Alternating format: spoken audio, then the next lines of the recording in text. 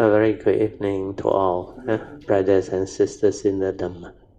Today is the 25th July 2023. It's a Tuesday class.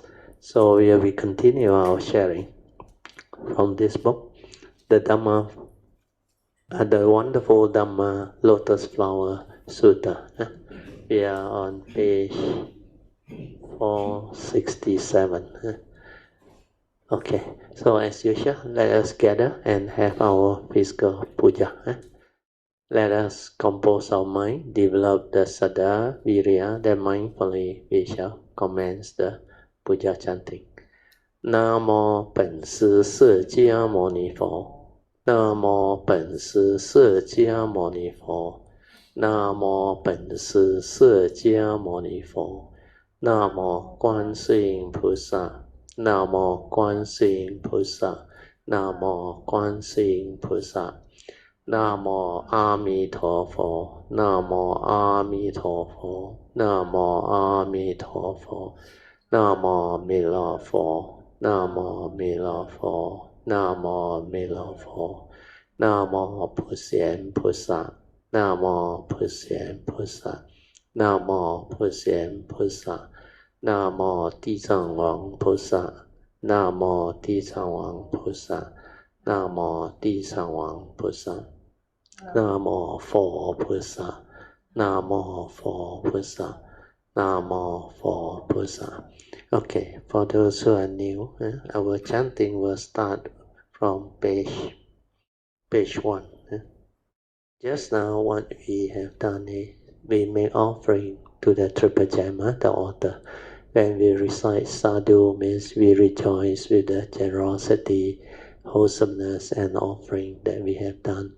Then after that, we chant the salutation to the great beings, the Buddha, the great beings, and all those that have affinity with our nature, for Puja.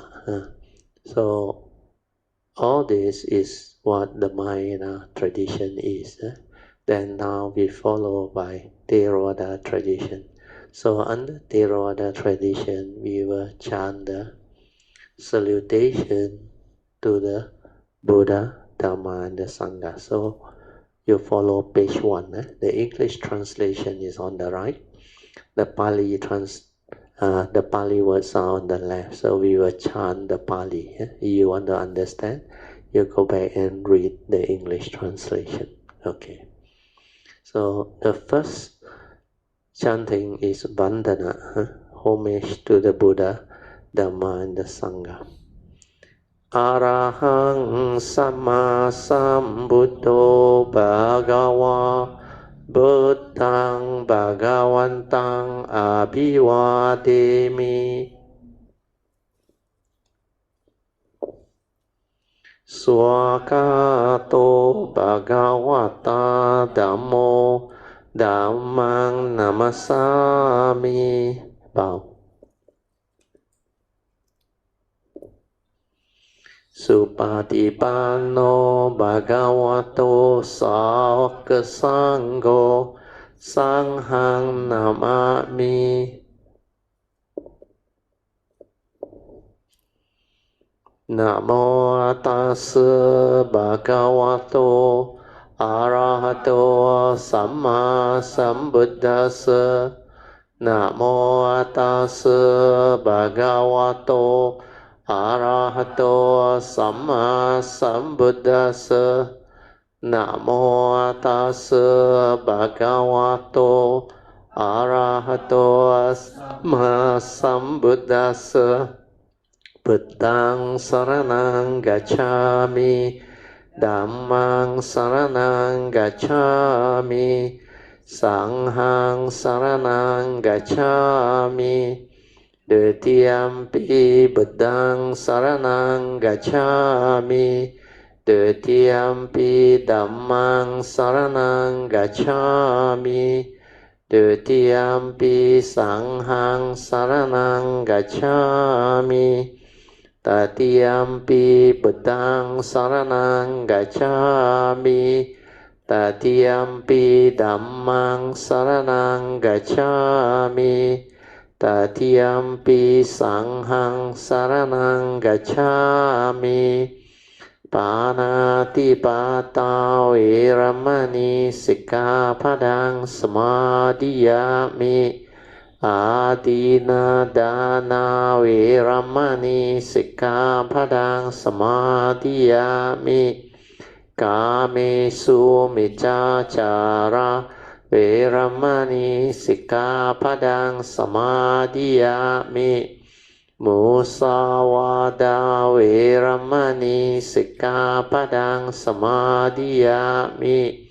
Surameraya majapama dattana veramani sikkhapadang samadhiyami. So Patipa Puja are all the chanting to develop understanding of all the offerings. I will chant the Pali, then I will read the English on the right. Kanda samrapaditena dipena tamadang sina tiloka dipang sambuddhang pujayami tamonudang. The meaning is offerings of light with lights brightly shining, abolishing the darkness or gloom. I adore the enlightened one who dispelled the darkness of ignorance. And now you chant the Sugandha Puja. Kanda sambara yutena dupena hang sugang hina pujaye pujaniyang tang puja bhajana mutamang. The meaning is offerings of perfume smoke with perfume incense made from fragrant substance. I honored the exalted one, worthy of respect, who dispels the darkness or ignorance. Then the next puja item is Pupa Puja, or offerings of flowers. Vanda Kanda Guno Petang Etang Kusuma Santatin Pujayami Munindasa Siri Pada Sarorohe Pujemi Bedang Kusumena Nena Punnena Matena Cha Hotu Mokhang Pupang Milayati Yata Idang Me Kayo Tata Yati Vinasabhavang. The meaning is offerings of flowers. This mass of flower, fresh hue, fragrant and choice, I offered at the sacred lotus-like feet of the noble sage. I offer thee, Lord Buddha, these flowers. May this virtue aid in my emancipation. Our body undergoes decay, even as this flower must fade.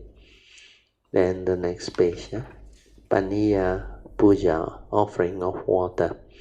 Adivase tu no bante paniyang parikapitang anukampang upadaya patigan hatu mutamang. The meaning is offering of water. O Lord, the Blessed One, please accept this water as an offering to thee out of great compassion for us. Then the next puja item is Pala Puja, offering of fruits. Adivase tu no bante pale parika pitang anukampang upadaya patigan hatu mutamang. The meaning is offerings of fruits. O Lord, the Blessed One, please accept these fruits as an offering to thee out of great compassion for us all. The next puja offering is Ahara Puja, offerings of food. Adivase tu no bante Bojanang parikapitang anukampang upadaya patigan hatu mutamang. Offerings of these foods. O Lord, the Blessed One, please accept all this food as an offering to Thee out of great compassion for us all. Now we will chant the Puja aspiration based on our understanding of all the significance of all this Puja offering that we have made. Significance of offering of light. We read together. May this offering of light to the Buddha brings forth the causes and conditions to illuminate our mind and help arise the needed clarity and understanding to dispel all darkness or ignorance therein. Significance of offering of water. May this offering of pure, clear, cool water lead us to the pure, clear Dhamma that cools and doses off the fires of all defilements within our mind. Significance of offering of incense. May our morality, virtue, and understanding shine forth far and wide, just like the fragrance of this incense, which we are offering to the Blessed One, who is perfect in wisdom and virtue. Significance of offering of fruits. May this offering of fruits remind us of the Dana Parami of generosity and the fruit of our karma, so that we will diligently strive on with heedfulness to attain the path and fruition soon as possible. Significance of offering of flowers. May this constant offering of flowers to the Blessed One strengthen our faith and constantly remind us of the impermanence of this body, so that we will diligently and sincerely strive on to cultivate Sila, Samadhi, and Panya, leading to ultimate liberation, the born-free Nibbana. Making of overall aspiration. By the power of all these merits born of these offerings, may our spiritual faculties of Saddha, Virya, Sati, Samadhi, and Panya be further strengthened until they become balas or powers. Then finally, sharing and transfer merits to all beings. May these merits be shared and transferred to all beings without exception, especially to those who have the condition and affinity to receive them. Sadhu, sadhu, sadhu. Bhutang pujemi. Dhammang pujemi. Bow. Sanghang pujemi. Bow. Tonight, we are fortunate to have a newcomer. I think Sister Alicia's daughter-in-law sister. She is Sister Andrian. Oh, not Andrian. Andrea. I always pronounce wrongly. Andrian is boy, man. Adrian. Oh, Adrian. Yeah, sorry. So this is Andrea. Yeah. So you are most welcome, Andrea. So make yourself at home. Anything you don't understand, you can ask. Don't worry. We are here to develop sharing and understanding of the Buddhist teaching. Then later on, the second session. Maybe I will make use of this session to brief something to Andrea. I always cannot remember. Forgive me, Andrea. To at the same time let others who are new later on develop the understanding. So you all have to maybe remember this recording so that people who are new, they can actually develop better understanding.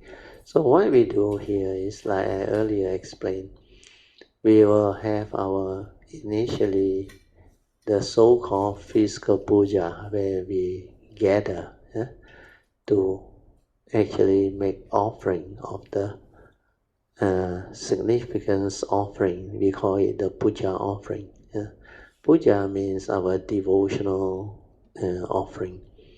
So pre-puja is before we start our session, our class, we will have this pre-devotional offering where we develop devotion towards the Buddha, towards his teaching, and towards the order of the monk that he has trained well. And they are all enlightened beings that is or that are worthy of offering respect, gift, and hospitality and orders related to the Aryan Sangha. So these three, the Buddha and his teaching, which we call the Dhamma, and the Aryan Sangha are the triple gem. We call it the three gems within existence, within life. As we all know, gemstones are the most precious of all the precious stones. We call them gemstones. So here, the triple gem is just an analogy. It doesn't mean that these three Buddha, Dhamma, Sangha are gem. No, they are like the most precious and most. You cannot even put a value on it. They are very, very precious and very important to humanity, to living beings. Because according to the Buddha, if you cannot come across this triple gem, you cannot find his teaching. Although other religions may have their own teaching, but these teachings of the Buddha is very unique. He doesn't teach you something that make you very powerful, like full of psychic ability, supernormal. No, he doesn't teach that. What he teaches is understanding clearly what life is, who are we, what are we, and how we function as a human being, and how this human being fit into existence, fit into the entire what we call existential world, where living beings become a part of. So when we understand this, means we understand life, then we know how to live life. Then we can live a noble life that is free of all the unnecessary suffering and misery of life. So which means this teaching can bring about enlightenment in the here and now. You don't have to wait till you die to realize this teaching. So in that sense, this triple gem, any of these, when you encounter them, or when you are able to come into contact with them, the teaching will be there. Because the Buddha himself is the fully enlightened one. He is not only enlightened, he is perfect in virtue and wisdom. He has developed the understanding, the perfection, means wisdom-wise, virtue-wise, he has perfected them all. That's why he is called the fully enlightened one, not only enlightened, fully enlightened. And because of that, he definitely have the teaching. That's why when he proclaimed and teach this teaching 2,600 over years ago, is to allow humanity, mankind, and even living beings who can receive this teaching to actually develop the understanding of it and liberate their mind, to free their mind from all this so-called delusional living. So when you have wisdom, you are no longer delusional or deluded, then you can understand life. Then you know how to develop the understanding to live life. Then you will have the noble life, free of suffering. You can transcend birth and death. You don't have to worry about dying. You will develop clear understanding. Nothing dies. No one dies. Then what is the meaning of life? What is the meaning of existence? Everything you can understand. That's why this teaching is very unique. And this teaching he called it the Dhamma because Dhamma means truth. All of nature's truth is considered Dhamma. But what he taught, the essence of his teaching, are the Four Noble Truths. This Four Noble Truth is very unique. You know Mandarin, Adrian? Oh, good. You heard of the Four Noble Truths, 四圣谛? Oh no. 圣人, you understand? 圣人. No. 圣人, enlightened being. This type of truth, they are not only unique spiritual universal truth or very important truth, but they are very special truth that the Buddha came upon to let humanity understand. That's why he called it the noble truth. Means these are the truth. When you cultivate them and develop the understanding, you will awaken and become noble ones. So noble ones in the time of the Buddha, they are called enlightened ones, enlightened beings. Because enlightened being, according to the Buddha, you are very noble in all aspects of life. Means you have right understanding or right view with regards to all of life. Means whatever nature's law that governs life and existence, you understand. So you got noble quality of wisdom that allow you to understand how things arise and how things comes to be. Means the secret of life. So this Four Noble Truth is like he summarized all of life into just Four Noble Truth that explain to you clearly all of the secret of life, both mundane and supramundane. You can understand them all. That's why these are called Noble Truth, very unique. Then you become noble ones. You are very noble in your understanding. Then the second one is, after you have this right understanding, you are very noble in your speech, the way you live life, the way you act, the way you arise your thought. That's why they call it the Noble Eightfold Path embodiment of an enlightened being. Once you become enlightened, you will have this understanding, this wisdom, then you become very noble in the way you communicate with people through your action, speech, and thought process. You will have right thought leading to right speech, right action. Means you are incapable of cheating, deceiving, harming, hurting, or causing death to living beings or fellow humanity or any organism for that matter. That's why we keep our precepts and all those things. Then the next noble quality is you will have what they call the right understanding to live life. They call it noble living, right livelihood or right living. In the sense that you don't take up certain type of occupation that leads to killing, destructive nature and all those things. Means you take up a career that is of noble value, where you can contribute to society, to humanity, and it will not like cause conflict to nature or destroy environment, kill people out of greed, certain type of livelihood, like they sell drugs, weapon, and all those things.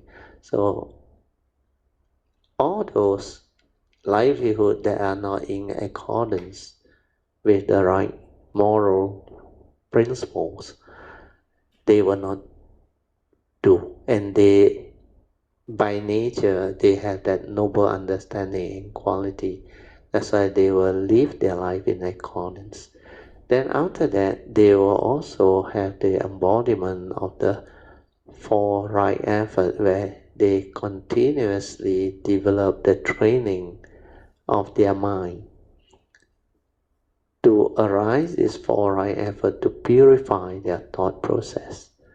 So whenever they arises wrong thought or unwholesome thought or negativity of thought that can lead to suffering, misery, karmic negativity, then the first right effort is to arise the right effort to have the ability to abandon it. Means you must have mindfulness to see it. Then you must be able to abandon it. Then it will cease to be. So all this wrong thought, wrong speech, wrong action, and wrong way of doing things become no longer a part of you, because that right effort will enable you to abandon them. Once they are gone, rooted out, then you will have proper, noble life that will not lead to any negativity.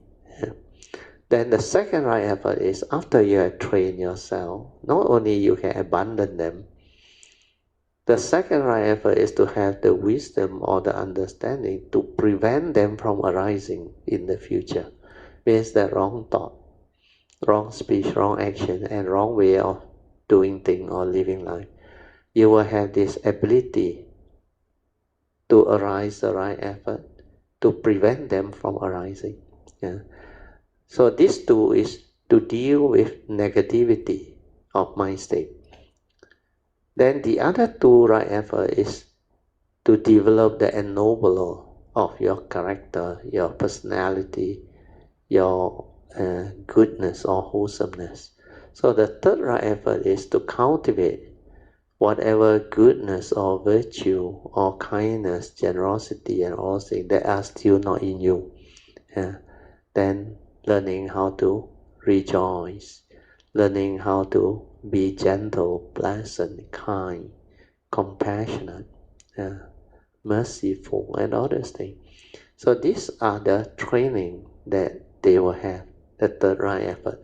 Then the fourth right effort is to refine upon all this wholesomeness or goodness that you have developed while you are cultivating the third right effort until they become like perfected, so that it become an embodiment of the way you understand life and the way you live life. Then the next two quality, noble quality, is you are always mindful, aware. Means you have mindfulness developed within. They call it samasati, the right mindfulness. Enlightened being must have this awareness or mindfulness within. Otherwise, you cannot become enlightened being. So our meditation later on also is to develop this awareness-based meditation, so that this awareness can stabilize in your mind state to enable you to meditate and develop wisdom and understanding. That's why this quality of mind, which is sati or mindfulness, is very important. Then finally, the last noble quality is, after you have the ability to develop this mindfulness or sati or awareness, then you need to stabilize it until it becomes unwavering, collected. So they call this the state of samadhi. When your mind develops samadhi, it can see things as they are. It will not waver under any circumstances. Where this mind that is in samadhi is collected and unwavering. So at the moment of sense experience, when you see something, hear something, smell, taste, tactile, feel, or think of something, you will not be affected at all. That's why you can remain peaceful, calm, aware, tranquil, and have the ability to see what is going on in life, in existence, within the moment. We call it ability to see things as they are, not according to your memory, your views, your opinion, your conditioning, your beliefs. These are all from the memory. They are not wisdom. The awareness is the one that can see things as they are. Then when you are completely silent, still, and just aware with the stability of samadhi, then you can also insight into phenomena to awaken to their universal characteristics of anicca, dukkha, anatta. These are Pali words. The English equivalent is you will see the three universal characteristics of impermanent, which is anicca, followed by the suffering state, which is dukkha. Then anatta means not a permanent unchanging entity, empty nature or existence. So this universal characteristic, the three, you will insight into them and awaken to it, then you realize the whole of the phenomenal world, the existential world, is not what you think. It's not something that is so real, where people can cling on to, hold on to, grasp onto and say, this is me, this is I. Therefore, all this belongs to me. In reality, there is no such thing, but because of delusion, living beings got themselves entangled when they go through life without understanding, because they lack mindfulness, awareness. They cannot awaken to this understanding, so they are caught. Yeah. To most living beings, before they awaken or develop the understanding, they will believe as a human being, we are real, we exist, we have feeling, we have a physical body, we have the senses. It can make us conscious of what we see, what we smell, what we taste, what we tactily feel and think, and the consciousness that arises are like so real. Then the thought process, the emotion, everything, it's like we really exist. Then when we are born, they give us a name. Then they label us. They label us through our appearance, yeah. Male, female. Then through your skin color, externally, physically, by race, Chinese, Indian, Negro, or Westerner, or European, and other things. Then they also divide us through all our religion. They call it the belief system. Yeah. So all this is the society's way of enhancing the delusion of what humanity is going through. And because of that, the ego, the personality, the atta that is been conditioned into our life is so strong, we find it very difficult to reverse them or remove them. Then when we go to school, education and other things, career, we develop competition. We become very competitive, even in the field of sport, education, everything. We must compete to survive, compete to become famous, compete to reach the top and to develop fame and all those things. So all this lead to a lot of what they call unnecessary conflict, unnecessary misunderstanding, argument. Of course, there are certain aspects of joy, recognition, and all those things. But like anything in life, the one that succeed are very few. The one that fail is a lot. Then after you succeed, you cannot stay forever champion or very good for too long. Whereas you age, you're no longer as fit as those younger players or athletes or whoever in that field. So you will go through the reality of life and existence, and all these are in the teachings, especially the first noble truth, the reality, the 8 realities of life and existence. These are what humanity will confront as they go through life. The first 4, of course, is very common, often mentioned, especially among the Chinese race. They call it 生老病死, means birth, old age, sickness, and death. So according to the Buddha, as long as you live life long enough, you will confront birth, old age, sickness, and death. Then when you confront them without understanding, suffering will follow you. That's why he said birth is suffering when you don't have the wisdom. Going through old age, experiencing aging, especially old age, followed by sickness and death, they all lead to suffering.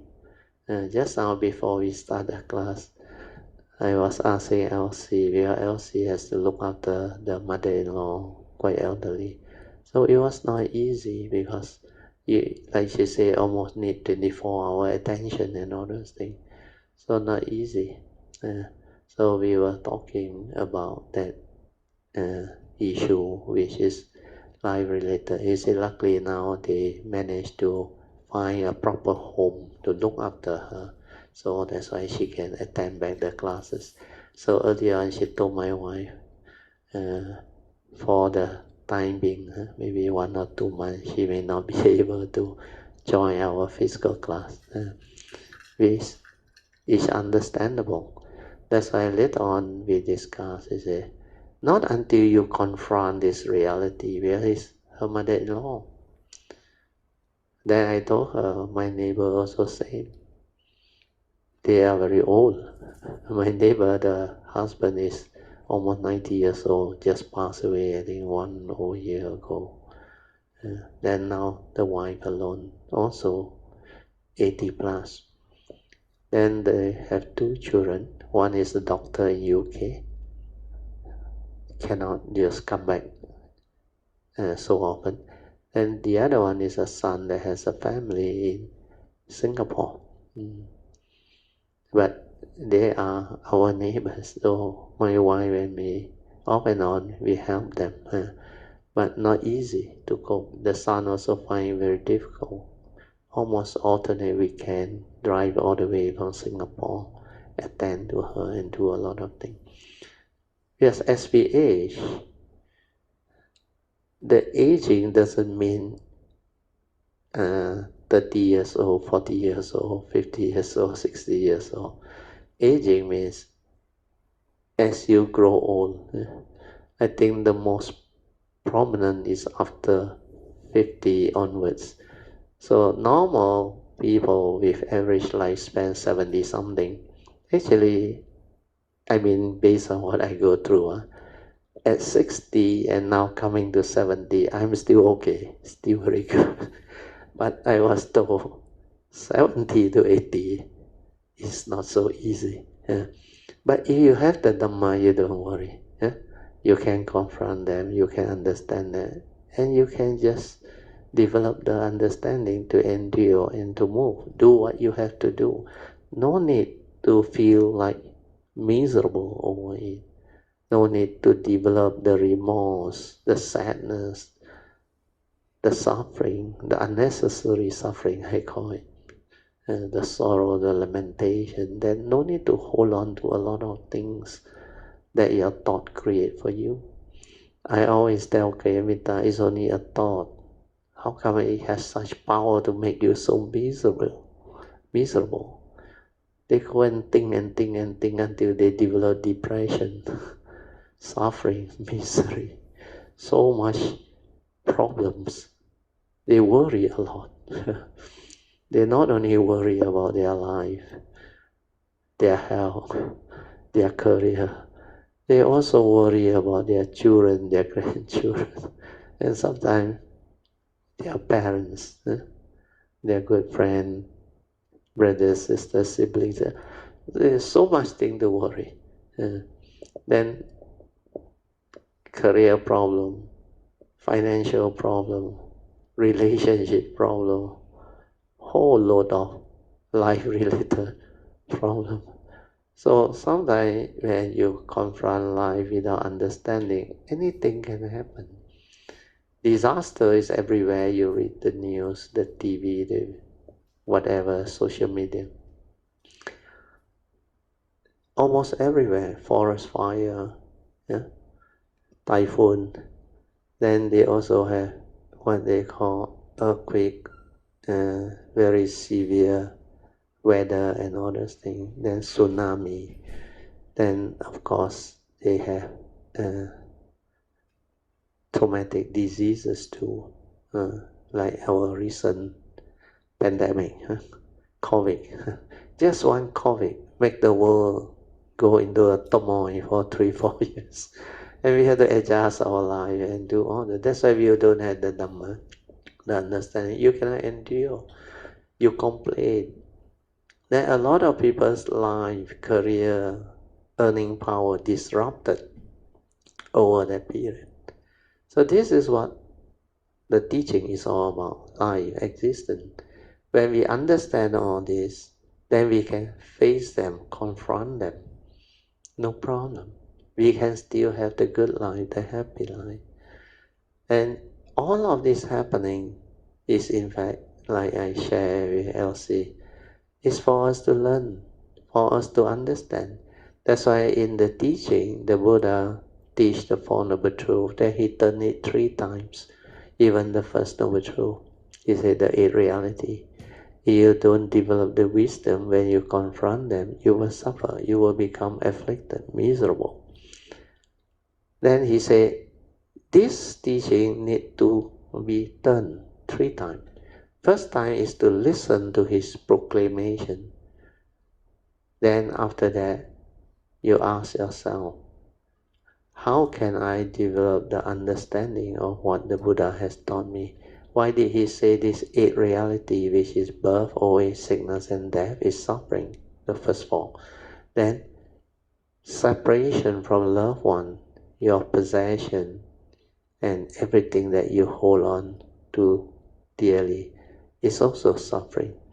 So separation can occur in many ways. Sometimes not necessarily death. Of course, death is very traumatic. Death of a loved one, breadwinner, and all those things. Then apart from death, there is also relationship failure that leads to separation, like divorce. Then when the relationship no longer the way they're supposed to go, then relationship also break down. Sometimes they are not married, but their relationship turns sour. So separation can also occur. They don't want to continue the relationship. And there are other ways separation can occur. Sometimes during nature's disaster, war or whatever, you can be separated from your loved ones. Then after that, the next reality is when you are with people whom you don't like. You know, there are a lot of times in life where you have to confront people whom you don't like. Even as a kid, sometimes in school they have this bully or disciplinary teacher. Then sometimes if your karma is not so good, you have stepmother, stepfather, or your own parents. They don't treat you well. You have to go through child abuse and others. So these are the people whom you don't like. Then when you come out to work during career, sometimes you meet up with certain bosses that are not so understanding and kind. Some they go by this management, by fear and harassment. They put fear into you, they harass you to deliver, This can be very stressful. And these are people whom you don't like. Then sometimes your mother-in-law or your father-in-law or your uncooperative neighbor and all those things. Then sometimes your own sibling, they may fight for with each other and create the hell out of things. So when you are with people whom you don't like, suffering can really arise. And some people become so affected, they become depressed, and they commit suicide via peer pressure and all those type of societies, unnecessary pressure. Then the 7th one is when you cannot get what you want in life. So that one also very traumatic, especially people who have a lot of ideal. They expect to be promoted, but they didn't get it. Instead, their colleague whom they think is not worthy of promotion get promoted. So when your expectation is not met, you become miserable. Then sometimes you expect your own parents to understand you, to love you, to care for you, to sacrifice for you. Then you saw your classmate, your friend, your colleague, it appears like their family is so good, they have everything, but yours is the other way around. That's why when your expectations in life are not met, when you try to measure and when you try to compare, you get into a lot of unnecessary suffering and misery. Then there are other things in life where sometimes our expectation, we cannot actually allow this thing to cause suffering and misery to the individual. Because expectation is what people desire, crave for. That's why when you are studying that time, I remember, sometimes we think we did very well in the exam, so our expectation is we score, we get good grades, flying color, all those things, top the school. But what happened if it doesn't turn out? So for me, very lucky academically. I did very well. My children also did very well.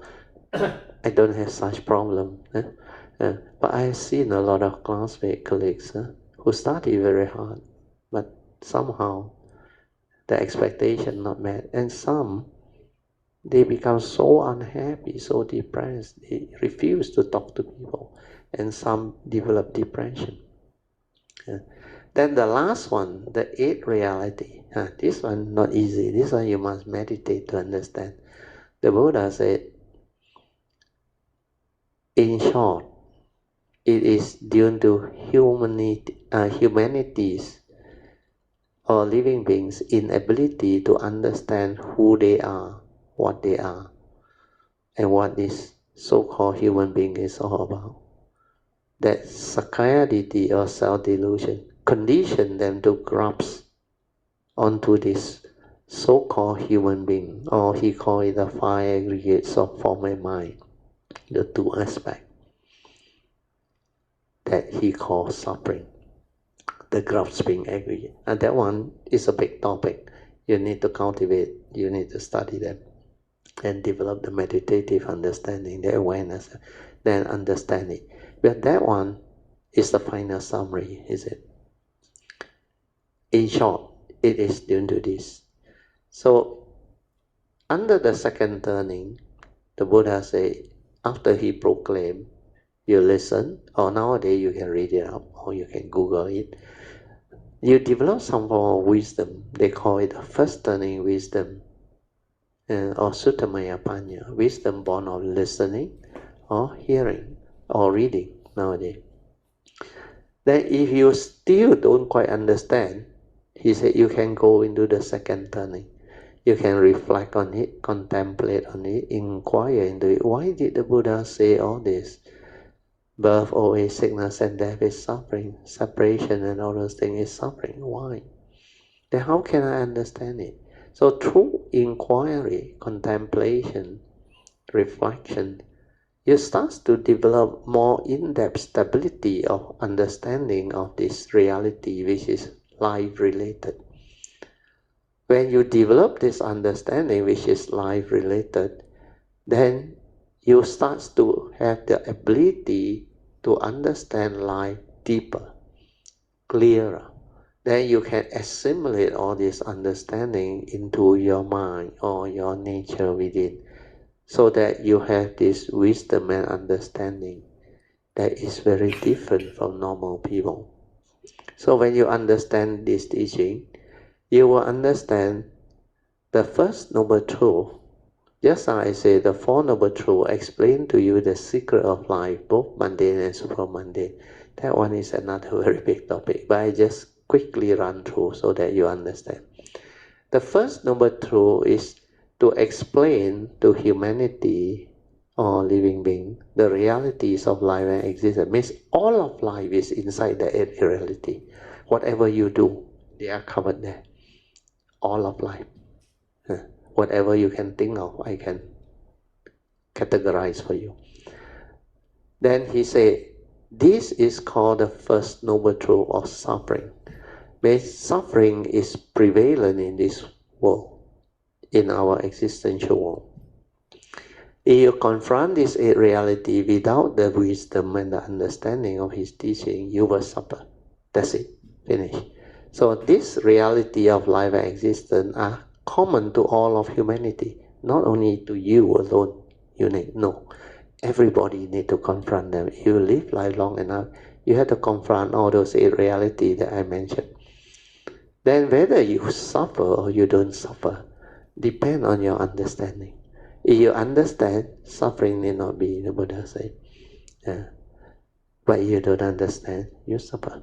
So this is the first noble truth. Proclaiming the realities of life and existence, the first noble truth of prevalence of suffering. Then after that, the Buddha go on to the second noble truth. He said, whatever suffering that arises from you not having that understanding to confront the first noble truth, there is a cause behind that suffering. The cause is the final summary of the first noble truth. Because of your self-delusion that condition you to grasp and cling onto this so-called human being, the five aggregate of form and mind, creating the delusion of a being that exists. That this being is a permanent, unchanging entity. It has an ego, it has a personality, it has an atta, and it can own things and it can have things. That's why separation can bring about suffering and misery. Then it leads to attachment, clinging, grasping, craving. All this can lead to suffering. Because when you hold, you grasp, you cling, you think you exist, you create a lot of unnecessary conflict in life, suffering, misery. So all this is what he called craving. So the cause of arising of suffering is craving born of self-delusion, sakkayaditthi, believing that you exist, you are real. That's why in the famous saying, the Mahayana saying, in Mandarin is a 来也空，去也空。那么施主啊，何必苦苦为空流泪呢？ The meaning is very interesting. He said, when we come to this world, we come empty-handed, isn't it? True or not? When you are born into this world, you don't bring anything, isn't it? Then, when you die, when you leave this world, can you bring along anything? Cannot, isn't it? All your wealth, your so-called possession, all no longer yours. Overnight, entity gone. People will start to take or inherit, or sometimes confiscated or get destroyed or whatever. So he said, you come empty-handed, you go empty-handed. Then why in between you grieve over emptiness? That one is very interesting. 来也空，去也空。那么施主啊，何必苦苦啊，为空流泪？ That's why you suffer, grieve, have tears over what? What your thought tell you, which is all empty. You grieve over nothing, understand? Through your own delusion. But when you are deluded, you don't have the teaching, you don't have the doubt. You will hold, you will cling. But to you, it's so real. They will always say, how can you say I don't exist? How can you say my parents don't exist, my brothers and sisters, my siblings don't exist? The world is full of human beings, living beings. How can you say all these are not real? It's not to say that they are not real. They are real in the sense that within the existential world, there is such thing as life existed. But the teaching teach you how to develop the understanding. So the first two noble truths is really powerful. If you know these are the eight realities that can lead to suffering, then you know the cause is sakkayaditthi that condition you to grasp, cling and hold, born of craving. Then you will know how to manage your life better. Yeah, I know the cause. I will not deludedly step my toe in and cause my own suffering, isn't it? So there is a way out. So the way out is through the first turning and second turning to understand this teaching. When you understand this teaching, this one is not very penetrative, but good enough for you to live life to a certain degree of understanding. Then the third turning is all about meditation, developing the awareness-based meditation to understand all this, then to awaken so that the wisdom is very penetrative, powerful. And then the moment you awaken, you see the delusion in doing all this deluded thing, heedless thing that lead to suffering. Then your life, like, suddenly take a turn, become meaningful, wonderful, free of suffering, free of misery. Your thought process all become different. You become a noble being that has noble quality, no more negativity, no more suffering, no more. Then you realize life is so different, so beautiful, so meaningful, amazingly wonderful. Then you can get to live life to the fullest. You can get to experience the pristine beauty and wonders of life. And everything is so beautiful, so pristine, so wonderful. This is what the teaching is capable of delivering. Then after that, the Buddha didn't stop there. He said, there is a third noble truth that explains the cessation of suffering. Means suffering need not be. All this so-called suffering born of the first noble truth reality can end, he said. So suffering need not be when you have this understanding of this teaching, when you can awaken to his teaching. But most people tell you, after you die, you go somewhere, everything liberated. But that one you have to wait till you die. This one, no need to wait till you die. Then most people didn't teach you how. They just tell you to believe. You believe, then it can take place or happen. But the Buddha is different. He said, he teach you how to develop it. That's why he said there is a fourth noble truth. When you cultivate this noble eightfold path, just like I told you the eight noble quality of the enlightened being, it will lead to the end of all suffering. This is the meditation. This is the teaching. Then when you realize this, you can become an enlightened being. You can understand the unconditioned. You can go beyond existence. Means you can realize the enlightenment which is beyond thought, beyond time. You can cease your form and mind to realize the unconditioned, which is our nature within, that original nature, the true nature, the Buddha nature, or whatever you call it. So this is how that teaching becomes so beautiful. The Four Noble Truths summarize to us all of life and existence, the secret of life, both the mundane and the supramundane. The first two Noble Truths are more mundane. The third and fourth are supramundane. That's why you will understand life clearly, perfectly, and you will know who are you, what are you.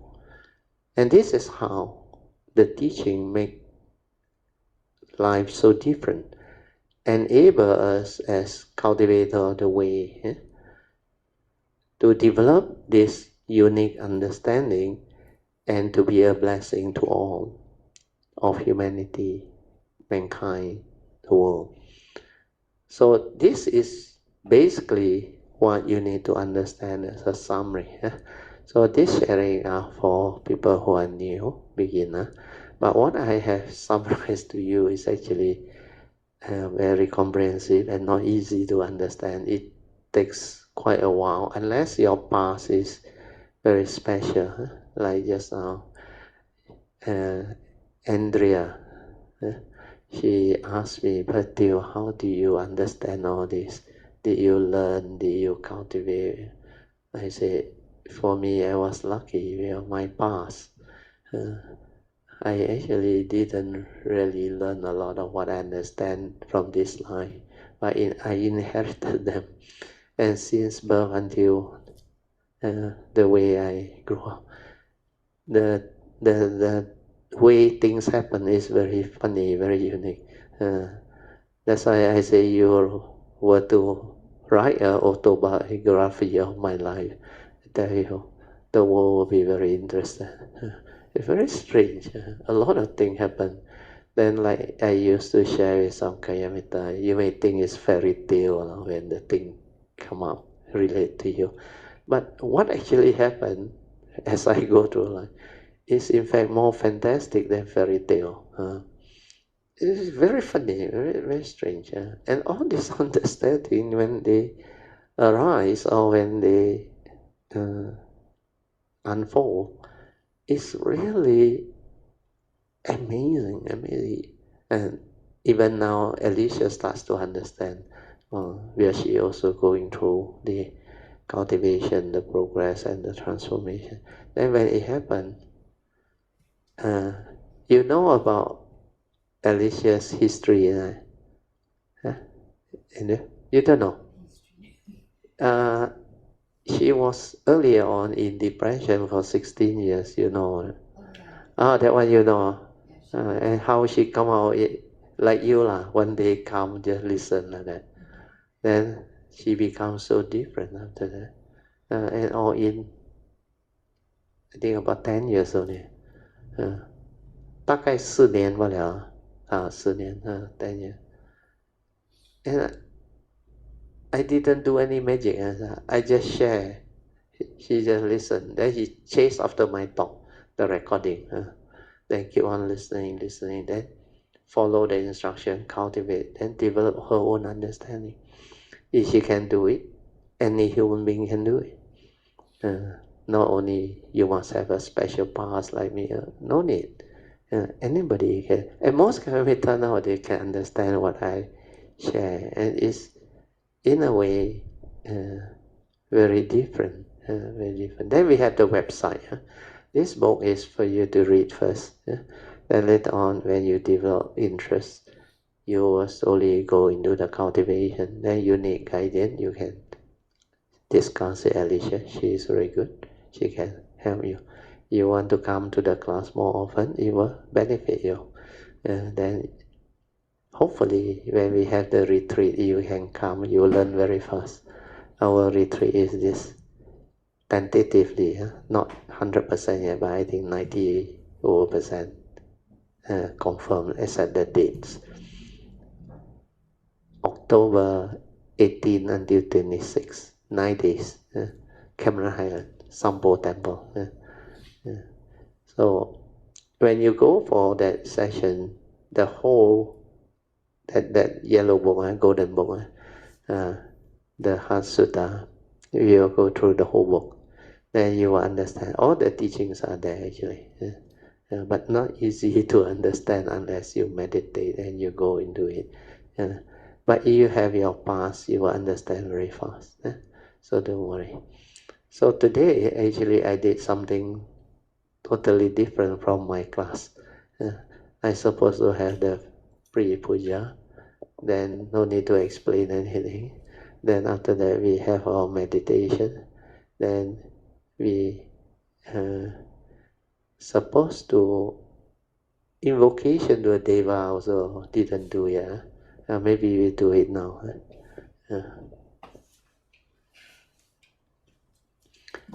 So normally before I start my sharing, I will do the invocation to the Devas, page 6 of the chanting book. Okay, invocation to the Devas. In this universe, in the entirety, let the deities or Devas come here. Let them hear the good teachings of the King of Sages, which gives heaven and release Nibbana. This is the time to listen to the teaching. This is the time to listen to the teaching. This is the time to listen to the teaching. Samanta Chakawalesu Atra Gachantu Devata Saddhamang Munirajasa Sunantu Sakamokadang Dhamma Savanan Kalo Ayang Badanta Dhamma Savanan Kalo Ayang Ayang Badanta Dhamma Savanan Kalo Ayang Badanta Namo Tassa Bhagavato Arahato Sama Sambuddhassa Namo Tassa Bhagavato Arahato Sama Sambuddhassa Namo Tassa Bhagavato Arahato Sama Sambuddhassa Iti peso bhagawa arahang sama sambuddho Vidya charana sampanno sugato lokavido Anuttaro purisa dhamma sarati satta deva manusanang Buddho Bhagavati Swakato Bhagavata Dhammo Sanditiko Akaliko Ehipaseko Opanayiko Pacatang Veditabo Vinohiti Supatipanno Bhagavato Sāvaka Sangho Ujupatipanno Bhagavato Sāvaka Sangho Yadida sorry, where are we? Jnana. Okay, Jnana Patipanno Bhagavato Sāvaka Sangho Samici Patipanno Bhagavato Sāvaka Sangho Yadidang Cattari Purisa Yukani Atta Purisa Pugala Esa Bhagavato Sāvaka Sangho Ahuneyo Pahuneyo Dakineyo Anjali Karaneyo Anuttarang Punyang Ketang Lokasati Sadhu Sadhu Sadhu. Okay, I think today we have to skip the Dhamma flower Lotus Sutta. We maybe go into some other type of more basic Dhamma discussion and understanding. I want to repeat this. The last Sunday, we had this sharing, the blue book I given you in there just now, the heart and the mind. So this book, you go back, you read out a bit, it will help you understand the important aspect of understanding your own body and mind. Right? What is the heart and what is the mind? Normally, for most people, if you are English educated, the heart is a physical organ.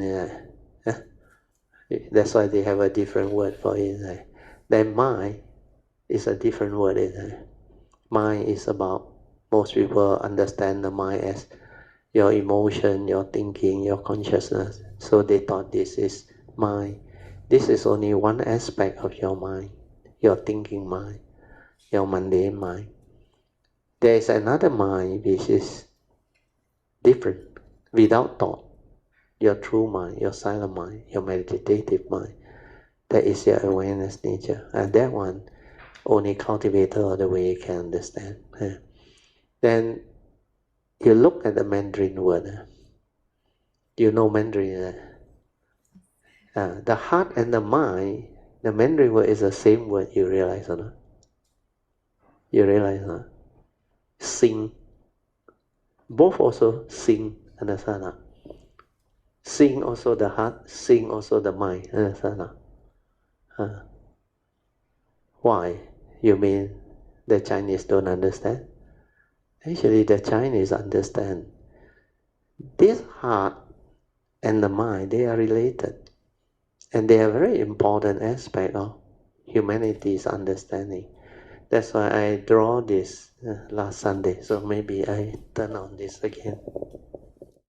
You see, as a human being, what we have is the physical body. Then we have a brain up here, of course, distorted, not so big. Then we have the heart down here. So this brain is at the forehead, okay?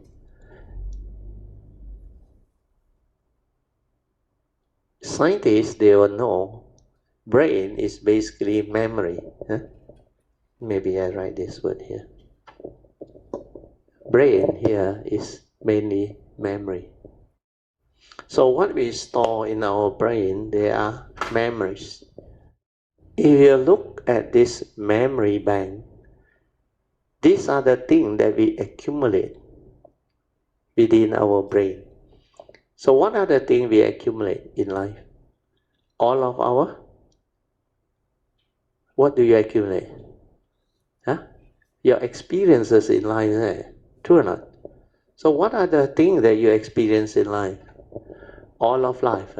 So memory are accumulation of experiences, both good and bad. You accumulate them here. After you accumulate, what do? We always develop this, what they call habitual thinking up here, because we send our consciousness up here. That's why here is where all this memory is, accumulation of experiences. Then what is thought? This mundane mind, the thinking mind, is basically what thought is. So this one is actually the thought. So thought is actually developed through your brain. We call it response to memory. That's why when you stay here at the forehead, you create thinking, thought process. To understand this is very easy. When you don't have memory, can you produce thought? Like a newborn baby. They cannot produce thought, but there is no memory, no learning, no conditioning, no memory cells that can teach them. That's why initially when you are born, this brain is like a clean slate, understand? No conditioning, no belief system, no learning, nothing. It's just pure. So that time the baby is very cute, very naive. They see things as they are without the words, without the concept, without the memory. Understand? They don't know anything. But when we start to teach them, Papa, Mama, all those things, then they learn. Understand? That's how the memory starts, the learning starts, the registration. So memories are accumulation of experiences. So when you accumulate all this, it becomes like a memory bank. So the beginning of thought, which are response to memory, is the beginning of registration. When you start to register, you start to develop the process of thinking. Understand? That's why the brain is responsible for the thought process. We call it the mundane mind. Before this process starts, before this mundane mind come about, we have actually that true mind from our nature, from here. Then as we grow up, we know this heart is capable of a lot of things. But the scientists will tell you this is the heart, the most important organ. This one must pump to keep you alive. Understand? If this one stop, they say you are dead, or heart attack. So don't have to believe anything, neither the scientists nor the Buddha's teaching. Find out yourself through awareness, whether what I say or teach you is the truth. The heart, based on my understanding, you can feel the heartbeat there, isn't it? True or not? The pulse of life. So this heartbeat is the pulse of life. There is a life force inside there that pumps the heart and send all the blood to nourish your organ and animate you into a living organism or a living being. So this is what we call the life force that actually animates the human form into a living organism.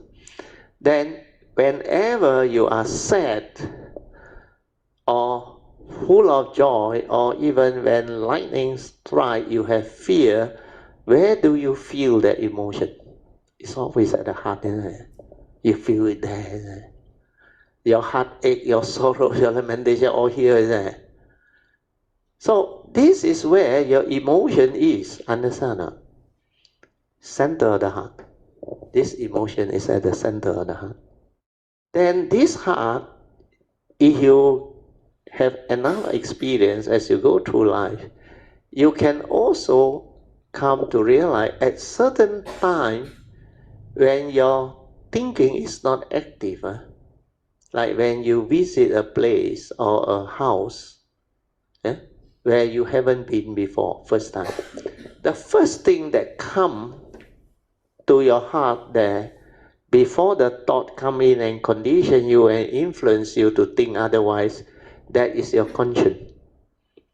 That's why sometimes you go into a new place, you feel good, very good, and you like that place, you don't know why. That is your conscience behind telling you. Then sometimes, if it's not proper, you feel agitated, eerie, like very negative, the energy there. So this is what our nature inside with the conscience that can sense and feel. Yeah. Then sometimes when you want to do certain evil thing, especially the first time you do, or it has not become habitual yet, it has not become your tendency yet, like when you want to cheat somebody, want to deceive somebody, or want to take advantage of somebody, then suddenly behind, like another aspect of you, they call it your conscience, or some they call it the in Cantonese what they call 良心, 良心. So that is actually your conscience. It will say, hey, this is not right. You cannot do that. So that conscience also manifests around the heart area. So the heart has this ability to develop the heartbeat, the emotion, and the conscience. Then it is also the seat of consciousness, means it is from here that the consciousness come in and create the powers of life. And this life force that create the powers of life or the heartbeat is what we call the karmic consciousness or the karmic force.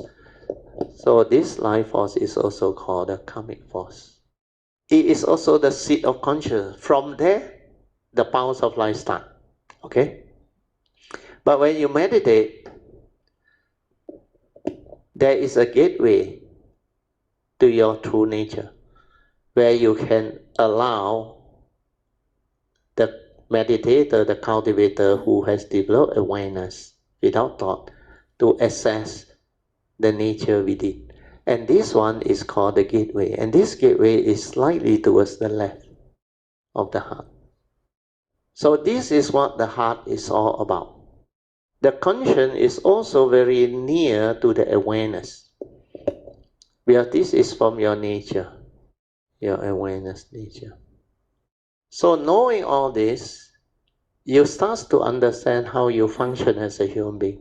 So this distance between the the brain and the heart is approximately 14 inches apart. That's why in the book I also mentioned 14 inches apart, because somebody asked that question. Although they are 14 inches apart, it's not easy to understand these two words. What actually is the heart and what actually is the brain? Are they the same or are they related? Yeah. So what happened is, as you grow up, as this brain develop more and more memories and accumulation of experiences, we will come to know that this brain accumulated a lot of psychological memory and mechanical memories. Mechanical memory are logic, facts, mechanical knowledge, no psychology involved. Whereas the other one is psychological memory. And what are psychological memory? These are dangerous memory. Psychological memories are your fear, your phobia, your insecurity, your anxiety, your sorrow, your lamentation, your whatever negativity or mind state that has psychological thinking involved. That one can make you miserable, mental suffering, lead to depression, lead to mental health deterioration and all those things. That's why when you have all this accumulated, but if you are good at study, the mechanical memory or factual memory is very important, like your knowledge. This one can give you a lot of knowledge, technical knowledge, scientific knowledge. So this one is not harmful. This is what memory is for. That's why you can use it for learning, for study, for doing all those like knowledge-based or thought-based approach to think, to learn things, and to become good at things, excel in academic and other things. But when it comes to psychological memory, this is the one that actually causes human suffering, human problem. So for those who understand, you don't have the Dhamma understanding, if you always think from the brain and the forehead, it creates hell. Hell means suffering. You suffer a lot. Whereas cultivator of the way, they move their mind down to the heart to develop what they call awareness or sati, or they call mindfulness. They are all same. When you are just aware or mindful, there is no thought, no duality, no problem, no psychological movement to cause suffering, misery, unhappiness, and all those things. So what happened is, to cultivate, you have to move your awareness down to your heart. Don't stay here. When you stay here, you have a lot of this type of mundane thinking, which is born of accumulation of experiences. If it's psychological memory, it causes suffering, misery. So you need to be here to be aware, to understand how you develop the entanglement of life through delusion to become what you are. How your suffering come to be, how your misery come to be. How last time Alicia went through the 16 years of depression. Then the moment she's aware, she knows all these wrong thoughts, psychological memory that condition her to think that way, negative way. They are the cause of suffering. Like she can straight away tell, and now, for 16 years you have tormenting me. Like the selfish thought, the cunning thought, the hateful thought and all those things. These are all very negative psychological memory. Because you recall it through what? The phobia that you have, the scars of memory that you have. Last time these people treat you like that, so negatively. Then when you go on through life, you have child abuse, you have people who cheat you, deceive you, create fear in you or panic and all. So these are all accumulated scars of memory, your phobia, your insecurity, your whatever. So from here, it manifests and conditions suffering and misery. So the moment she see and understand, she wake up. Enough. The wrong thought cease. That's why the right effort to prevent it from arising come about through wisdom. Well, what are wrong thought? Thought that has the evil roots of greed, hatred, and delusion. Greed means selfishness, craving, desire, possessiveness, all those negativity. Anger are the emotional negativity. And delusion is fear, worry, anxiety, sorrow, and lament. So once they are there, they trigger off your fear, worry, anxiety, sorrow, and lamentation. So these are wrong thoughts. So when you are aware of that, whenever you are unhappy or not peaceful, means the wrong thoughts are there. Understand? That's why you understand it through observing yourself. Then you trace the origination factor. How come you are not peaceful, not happy? How come there is fear, worry, anxiety, insecurity, sorrow, lamentation, all this going on inside there? It's because you lack understanding. You act according to memory, which is full of these accumulated experiences, especially psychological memory. And these are all wrong thoughts. Like I define, what are wrong thoughts? Thought that condition your fear, your worry, your anxiety, your sorrow, your lamentation, your selfishness, your emotional negativity, your phobia, your insecurity, your consummation, everything, they are due to wrong thought. And they are psychological memories. So when you are aware from here, you see, you wake up, you reverse all this. That is only a thought, like I say. It has got no power over you. So this word is very powerful. It's only a thought. If it's only a thought, how can it have such power over you? Do you understand? We, as a human being, we hold the key to our own life destiny. True or not? To be happy or to be unhappy is entirely your choice there. So choose to be happy. But why is the world full of people who are unhappy? You mean they don't know how to choose? No! Because they don't know this teaching. Understand or not? They caught themselves, entangle themselves with all these wrong thoughts. I better write down. What are wrong thoughts? Wrong thoughts are thoughts that condition your fear, worry, anxiety, sorrow, and lamentation, etc. So, very dangerous to allow this wrong thought to arise. Because these wrong thoughts are thought that will condition all this. So that's why whenever you are not happy and not peaceful, means you know the wrong thoughts are there. And these are thoughts that has the evil roots of greed, hatred, and delusion. Wrong thought means the three evil roots are there. So these are the greed, hatred, and delusion. Like I said, we hold the key to our own life destiny. To be happy or unhappy is entirely our choice. So why are we not happy? There is a question. That I always say is only a thought. How come it has power over you? Who give him such power? It's because of your delusion, understand? Your delusion that allow the thought to have power over you. Because thought create delusion in the individual living being through creating a delusion that let you assume you exist.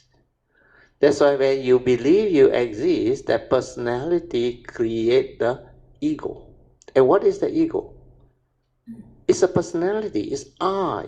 I exist. My identity, my name. Then when I believe I exist, I become selfish. True or not? I want to own things. I want to possess things. I become possessive. I have craving. I have attachment, clinging. I want to own things, have things, desire things.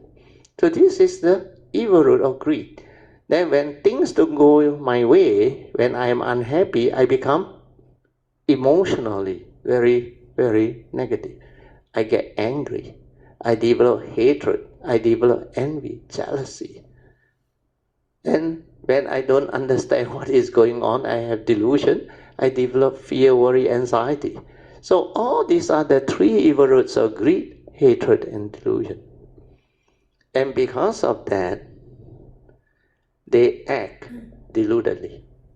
That's how all these wrong thoughts come about. So if we understand all this through an awareness, then we can reverse all this.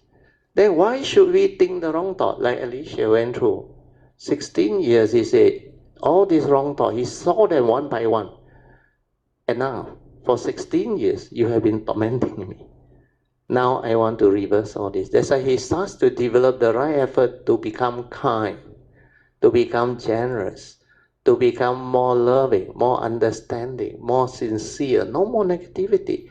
Then she realized this one reversed to become right thought. And what are right thought? Wholesome, virtuous thought without the evil roots. They bring about peace, tranquility, stillness, joy, happiness. Then they change the course of your karma, understand not? Everything becomes different. Then they see the beauty of this understanding, the nature's law unfold. Then the delusion cease. So basically, what is this human being? The Buddha said this human being is a physical form with the consciousness trapped inside. So the consciousness that comes through the heartbeat, the pulse of life, that one goes up to the brain to create thinking. Understand? That's why most human beings become very stressful when they think a lot. And when you up here do a lot of thinking, you become very hungry. You tend to want to eat a lot, consume a lot of energy.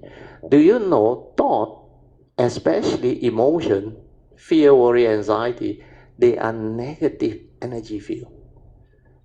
They cause your immune system to go down, understand now?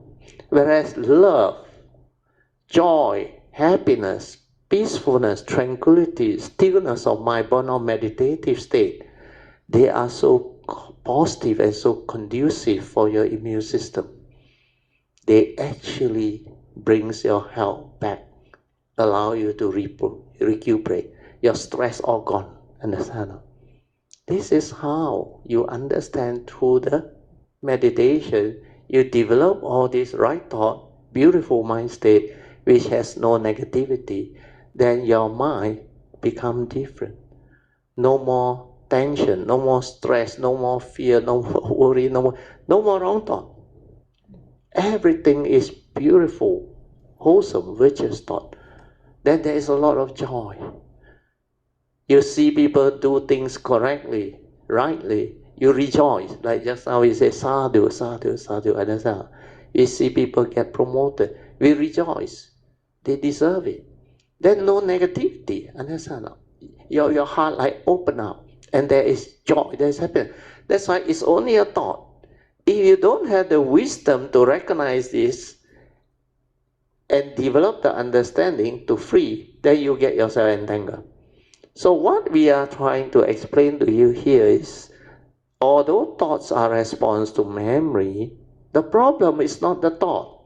The problem is the wrong thought. Understand? So now we need to understand, if the problem is the wrong thought, then I need to understand who is the user of thought. Understand? So which means the user of thought is very important. If the user of thought has the teaching, has the Dhamma, then you got no problem, isn't it? But if the user of thought is deluded, then you create the wrong thinking, the wrong thought that causes your suffering, then who is to be blamed? I mean, you yourself, through your own delusion, allow yourself to become miserable, understand? Afflicted. So another example is, thought is like money, understand? Money. You know money, is money the root of all evil? A lot of people tell you that money is the root of all evil. When you got money, you chok kwai, especially men, too much money. Then sometimes when you use money wrongly, you use it to hire assassin, destroy people's life and cause havoc to society. That is the user of thought using the money wrongly. Understand? So if the user of thought or money has wisdom, then money becomes wholesome. Understand? You can use money to help people, to do charity, to contribute towards society, to the nation's income and all those things, and contribute towards society's need and all those things. So user of thought and user of money is the same. If the user has wisdom, understanding of this teaching, then you become beautiful. All thoughts become right thought. So the same go with technology. They blame the technology, AI replacing human job and all those things. Then they blame technology like computer and all those things, pornography, everything they blame the computer. Then they say the TV, the whole thing, and the iPad or whatever, make the children attach and cling and they don't study. And you blame technology, but no use, understand? As far as we understand our civilization, technology is here to stay, understand? Technology is like thought and money, neither good or evil. It depends on the user of technology. You understand? If you understand this, then the whole world becomes beautiful, become very different. This understanding transforms the human psyche, the human understanding, and the world can become different, peaceful, beautiful, meaningful, loving. That's why the user of thought, money, and technology is very important. If you use it with wisdom appropriately, then you don't act according to this rubbish memory. You act according to what? You act according to understanding born of awareness. When you meditate from here, then you have what they call understanding. You develop understanding or wisdom. So acting according to memory is not acting at all. So you have to act using understanding or wisdom born of the meditative training, which is awareness-based. Okay? So more or less, this is what I want you to understand. Then the last thing is, this awareness nature or the true mind, your silent mind, your meditative mind, they will only arise when thoughts cease. Means when you meditate, when there is no thought, you will realize your true mind. This is what your true mind is. Awareness nature or your true mind. This is your meditative mind, your silent mind. This is where the mind becomes very peaceful, tranquil, and still. Okay? Yeah. So with this, I think I will end today's sharing. Huh? Yeah. Let us rejoice. Huh? Sadhu, sadhu, sadhu. You don't have to keep note. Huh? We will take a shot of this, then you all can have the record. Huh? Okay. Almost 9:47. Huh? Just nice. Huh? So it's like we finish our first session. So now second session, we open it out for maybe it's supposed to be meditation reporting. Huh? Those who have any meditation to report, you also can. Otherwise, we will discuss today's topic. Yeah? Or you can ask me any question that you want to understand regarding today's topic, or the meditation, or any part of the teaching. 这个 heart and mind how? 明白了吗？就讲这个heart and mind，这个心，I mean 在我们的个 cultivation 里面，这个 mind 是一个很 important 的一个 part 来的。对。所以我们一定要去明白，因为一切都为心造嘛。我们的上个礼拜就已经讲，一切是为心造。所以这个心是一个很重要的一个 part， 我们一定要去 understand 它。对 especially 是在这个麦里面这个 heart 这个麦里面就是有这两个麦，我们一定要很清楚的去了解这两个麦，就是那个 true mind and the and the thinking mind. 对。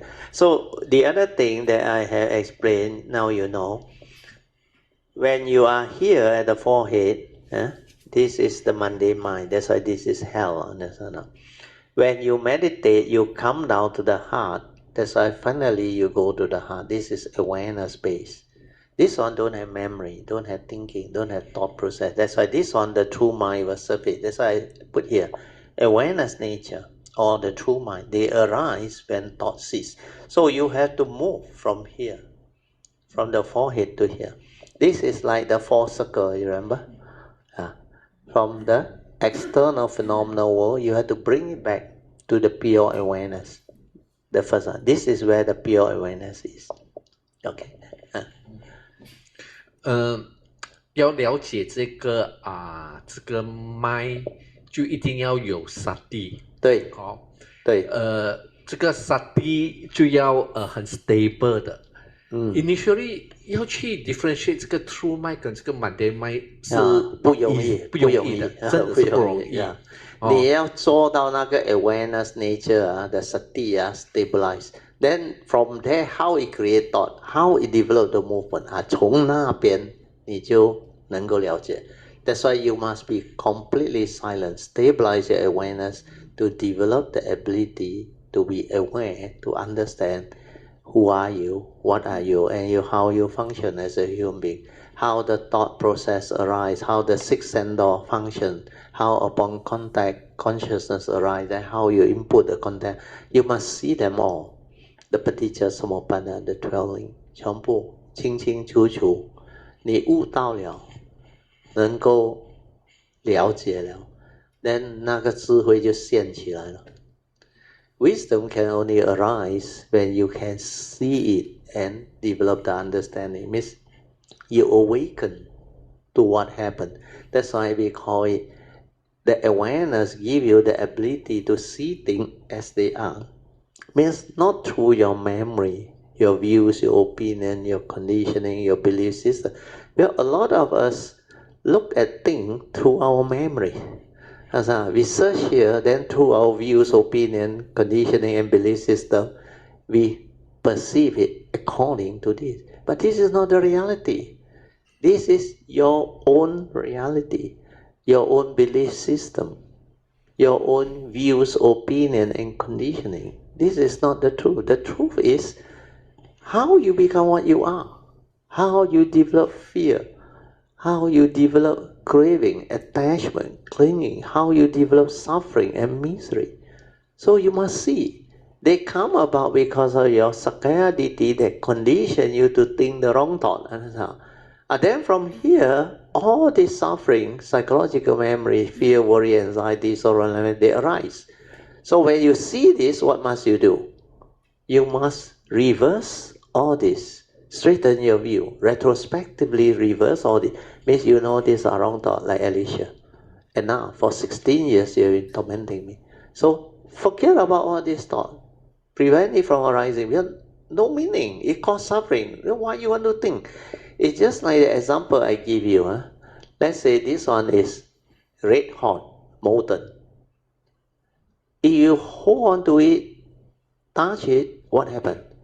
It will burn you in it. It will torment you in it. So similarly, when you see all these wrong thoughts, when you create them, hold them, it will torment you. It will cause you suffering. So, burning you, tormenting you, and causing you suffering is the outcome of suffering. Understand? It's the cause of suffering, sorry. So when you understand this, what must you do? Don't hold anymore in there. Correct or not? So what happened to human beings is they don't understand. They go and allow the thought to condition them into believing that they exist. Then they say, this one is my suffering, understand?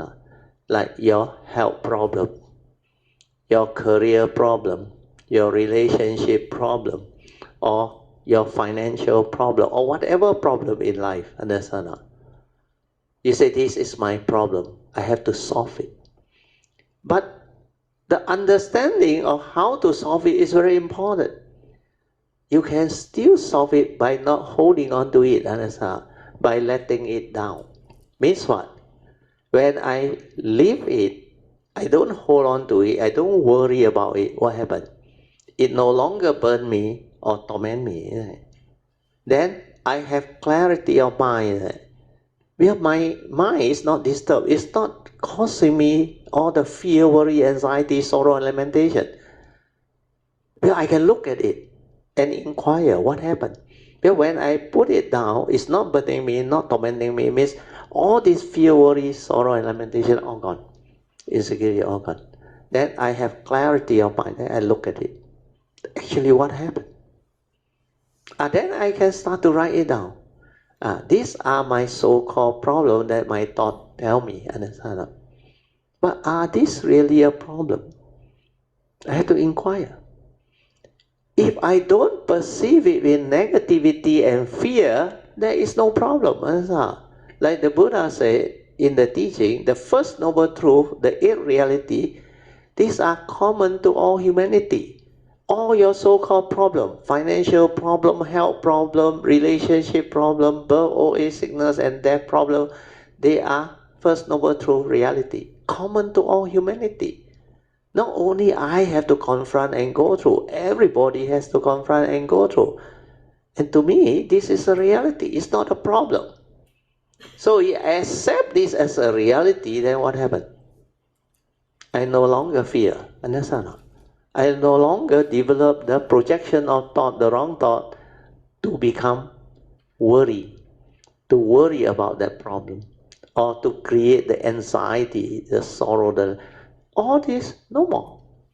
Then straight away with that clarity, I ask, if it's a common problem, how can I resolve all this amicably so that I can move on? Understand? Then I start to develop the understanding like what Alicia gone through. These are all wrong thoughts, not worthy of allowing it to arise again. Then I come to understand this like what the Buddha said, no amount of sorrow, lamentation can bring back the dead. Understand? So no amount of fear, worry, anxiety, and sorrow can help me solve my problem. Do you understand? You solve your problem not by holding on to it and worrying about it with all the negative mindset. Understand? You solve problem by putting it down so that you don't hold on to all this, so that all this doesn't affect you or torment you. Then there is clarity. Then you can make better decisions. You don't panic. You don't worry. Then you look at it. Okay, health problem, take for example. Or financial problem. How can I resolve it amicably? Financial problem is very easy, understand? But it's not criminal. Unless you go and steal and deceive, then it becomes CBT, criminal. Otherwise, if you legitimately owe the bank or what, you don't worry, The worst case scenario is what? Put you bankruptcy, understand? True or not? I think your law firm, you all know. That is the worst case scenario, understand? And bankruptcy 唔使死㗎understand?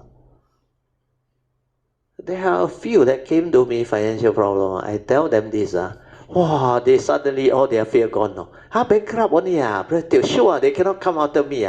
They cannot come after my parent. I say they are not Tai Long. I say please, they are law. Credit card only You know, young people, new graduate, you cannot blame them. Understand? They got a lot of credit card. They juggle, then they cannot pay. The bank threaten them. So a lot of such case. So I say, worst come to case, you go to court, you tell the judge, you want to pay, but I got no money. Then okay, how much can you afford? They will tell you all this, and then you resolve it. And now Bank Nagara also got a unit, talk to you one, teach you how to plan your finance and adjust your whatever, and let you come out of it. Then they got all the bantuan, the government coming out. The EPF, they take until no more. Now they think of other way. ISINA, ISARA, what, all the I. So, to me, financial problem is not really a problem. Then, health problem. Okay? Health problem, a lot of people panic on, especially traumatic disease and all things. But, what are you going to do when you understand all this and you know no amount of fear, worry, anxiety, sorrow, and mania is going to help you? So you have to confront it, understand not? With what? With noble eightfold path, following the Dhamma way, wisdom way, means right view. To understand what is going on means, like the Buddha say, whatever that arise or happen, there are causes and conditions behind. And one of the causes and conditions behind is the 5 daily contemplation, the last one. You are born of your karma, heir to your karma, condition and support. You are what you are because you are. So this disease or sickness come about, could be through your DNA, past karmic activity, what you do and all those things. It's payback time. You reap what you sow. Do good because good, do evil because evil. So if I accept this, then I can move, understand not? Then what I need to do is, I need to seek advice of people who can help me. Let's say cancer. You need the advice of oncologists, the doctors. But not all doctors and oncologists are professional, understand? You also need to understand your karma. If last time you also this bogus type of doctors or what, you also look because of money, you provide your service, then you will go and visit that type of doctor also, understand, or oncologist. And then you kena back. Then you say, how can this doctor do this? But last time you did to people, you never complained, understand? So when you understand all this, you have to tell yourself, what must I do? I do what I have to do. If I know this is wrong, I vow not to repeat it. I ask for forgiveness. Understand? That's like asking for forgiveness is in the chanting. You have to do the first thing. Then after I ask for forgiveness already, then I vow not to repeat all this. Then I repent. Repentant. Repent means what? From now onward, I'm going to change my life. I don't want to live that type of life that lead to this karmic negativity. Means I start to follow this teaching, follow the advice of the Buddha to avoid all evil, to good, purify the mind. To avoid all evil, I keep the precept. I don't harm people, I don't kill people, then I don't get all this problem coming back to me. Then when I keep my precept, I not only develop the pure, what they call morality, because when I keep my precept, I actually avoid all evil. Because breaking the precept constitutes major evil. So if I can keep my precept, I don't harm people, I don't cheat people, I don't deceive people, I don't cause suffering to people. Karmically, I reap what I sow. My life become better. Understand? Then when I decide to develop and cultivate wholesomeness, means right thought, right speech, and right action, means I cultivate noble qualities. No more giving rise to all this wrong thought that leads to suffering, negativity or mind state. So when I do that, again I reap what I sow. I will reap all the good things that I have cultivated, like what I did to help people, be generous to people. All this will come back to you. The more you give to your karmic nature will receive. That's why wealth will come. Whatever you have done to people, they will come back. When you treat people with what they call compassion, love, kindness, gentleness, kind people, gentle people, compassionate people, they will come and help you back. So all this is what the Dhamma is. Following the advice of the Buddha is to avoid all evil, to good. Means you cultivate noble eightfold path, right view leading to right thought, right speech, right action. Then after that, you move on to meditate, purify your mind. That one is awareness based. Then you develop the meditative training from here. That one is another big topic. And then when you develop the wisdom, this wisdom free your mind. Then you can solve your problem already. Then you become different. When you straighten your view, the user of thought is wise. No more wrong thought, no more suffering, no more problem. Disease is just disease, understand? Means you do what you have to do.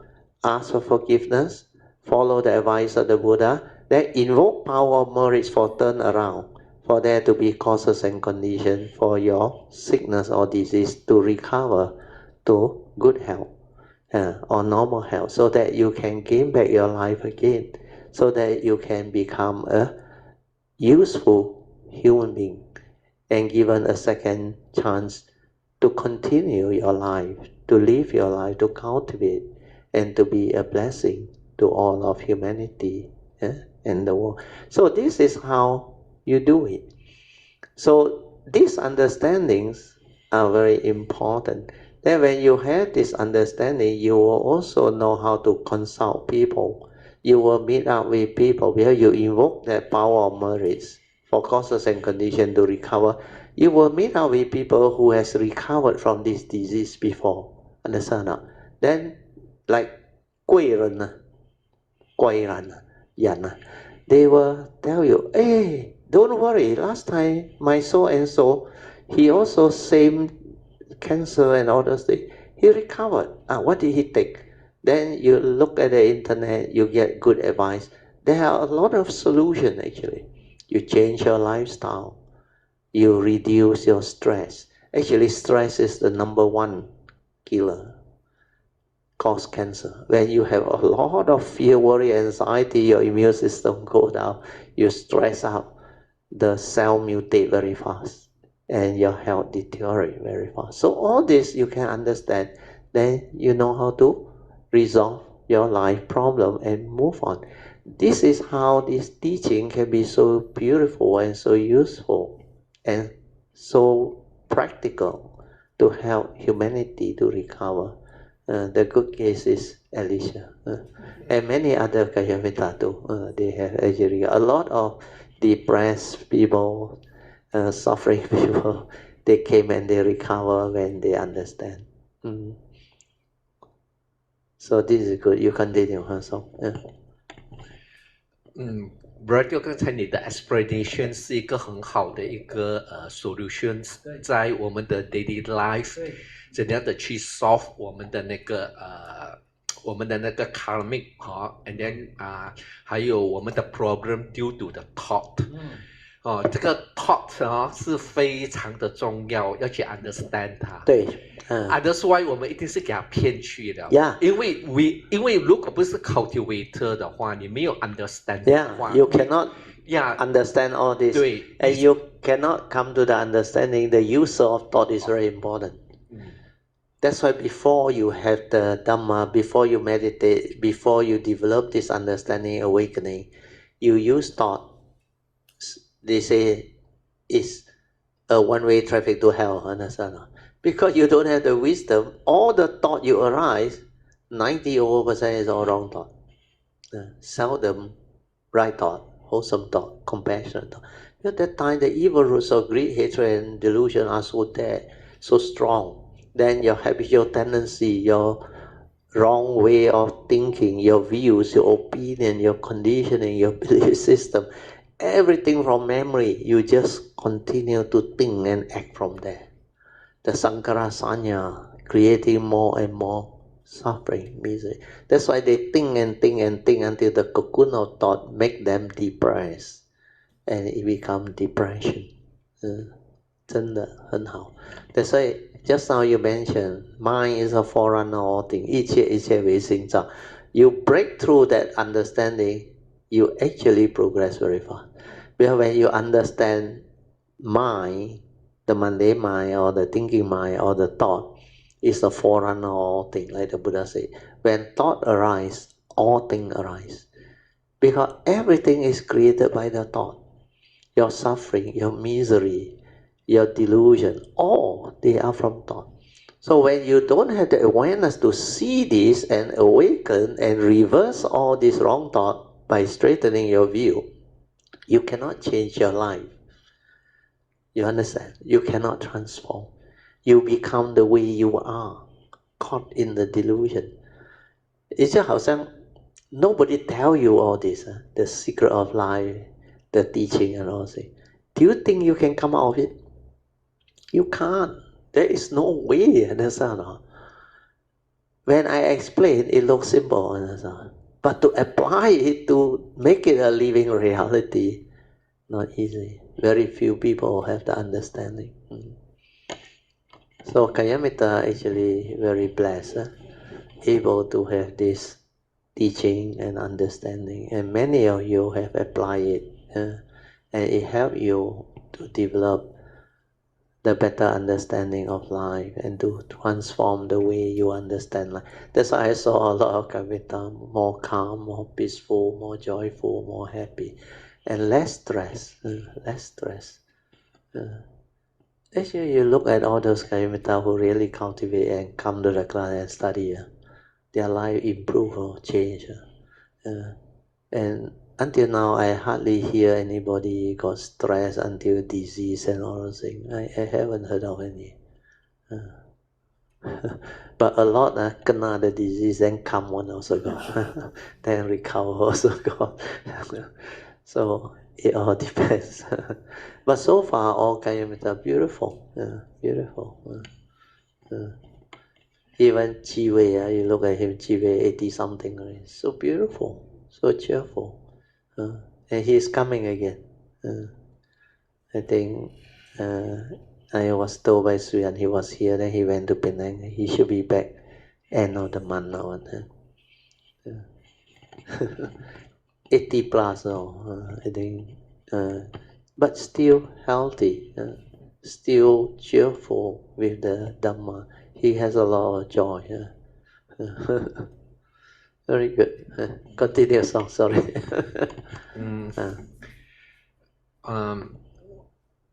Living beings 和 living beings 的 problems 全部是来自这个 thought。对。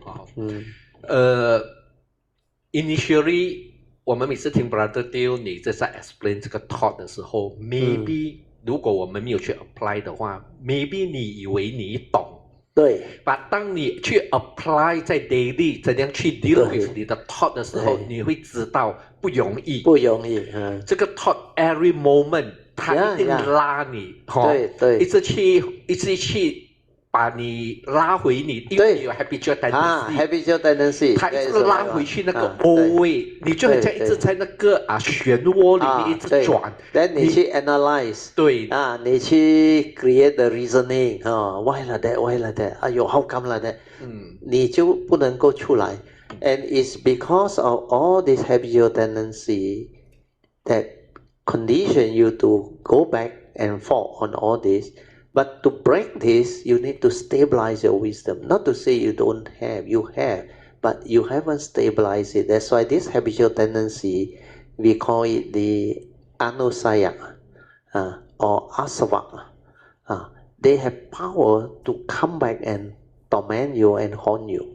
But once you stabilize the understanding, like what Alicia went through, she went through depression, she saw all this wrong thought causing her suffering.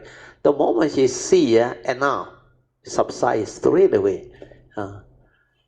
你了解了16年了，搞他这样够了咯。And now I have enough for you. It's just like your good friend. You think he is very close to you, very friendly. Then one day you saw how he deceive you and cheat you. Understand? Then you become different. You no longer trust that person. You say enough. Finish. The relationship has to end. The basis of relationship is what? Sincerity. Once the sincerity is breached, it's gone. When you are no longer sincere, the trust is no more there. But if you are sincere, I can trust you. I can still continue the relationship. But the moment I see you cheat me, gone. So what the cultivator saw is, they saw the thought The wrong thought cheated them, understand or not? Finish. The wrong thought has got no more power to stay in his brain, the mundane thinking there. Well, these are all wrong thoughts which are not worthy of even giving it a second thought, understand or not? Why you want to hold on to all this psychological rubbish that torment you, make you so fearful? Like I say, it's only a thought. How come he has such power over him? Who gave him that power? The individual who don't have the understanding. Through delusion, you created the wrong thought through the evil root and make you miserable. Means you are causing your own suffering through ignorance, through delusion. That's why this teaching can awaken you, straighten your view, and transform you and become different. So this is the living Dhamma. It's not theoretical Dhamma that you study under like theory, but cannot apply on. So the theoretical one is what? Let go lah, don't attach lah, don't worry lah, not you ma. But when cancer is causing you all this suffering, you say, not real lah, not me lah, anatta lah, non-self. These are theoretical Dhamma that cannot free you. Like Yun Chan say, if it don't happen to you, easy to talk, easy to advise people. When it happened to you, you apply and see, like Song say, cannot. Because that delusion, scarcity is so strong inside the human mind. They really believe they exist. They are dying, understand? They are suffering. How can you say these are all not real? But when you meditate with the awareness, you can see the consciousness that is aware is different from the thought which think, get entangled and cause the suffering, the mental suffering. When you lashes onto it and hold on to it, then this mental suffering go down to the heart here and give rise to fear, worry, anxiety, sorrow. That's why here ache, understand now? Then they get heart attack and all those things. This is how you can understand when you are aware. When you are aware, no more thinking, then all this negativity of mind state cease. That's why when I meditate, I realize fear was never me. Understand? Insecurity, sorrow, lamentation, they were never me. They are the wrong thought that condition it to arise. Understand? Because before I have fear, I have no fear. Understand? Then how did fear arise? When I see something I don't like, or when I recall through a phobia, a memory that recall that type of fear, then this thing trigger off. Then when it trigger off, it is the emotion at my heart area. Then I worry about it, I panic, and I got panic attack, anxiety, and all these are negativity of my state. So what must I do? Because when I know that these are dependent originating mind state, mind make our day, just like just now you mentioned, they are not a reality, not intrinsic to my true mind. So I only need to relax, accept that reality, be aware and stay with it, at peace with it, like what Kowloon able to do. Then I realize everything ceases. But no more wrong thought. The mind return to its original state before the thinking arises. Understand? So when it returns to its original state of no thought, which is the true mind, the characteristic is tranquility, stillness, awareness. No more agitation, no more fear, no more wrong thought, nothing to condition it. Then you realize suddenly there is peace, there is tranquility, there is stillness. That's how you develop the awakening, and all along it's like that. But human beings didn't understand. They don't know how to be aware because they never learned this awareness-based meditation. They use the thought. They try to reason. They try to analyze. They try to find a solution, thought-based, to overcome it. Cannot. No amount of analysis and reasoning can root out the whole problem.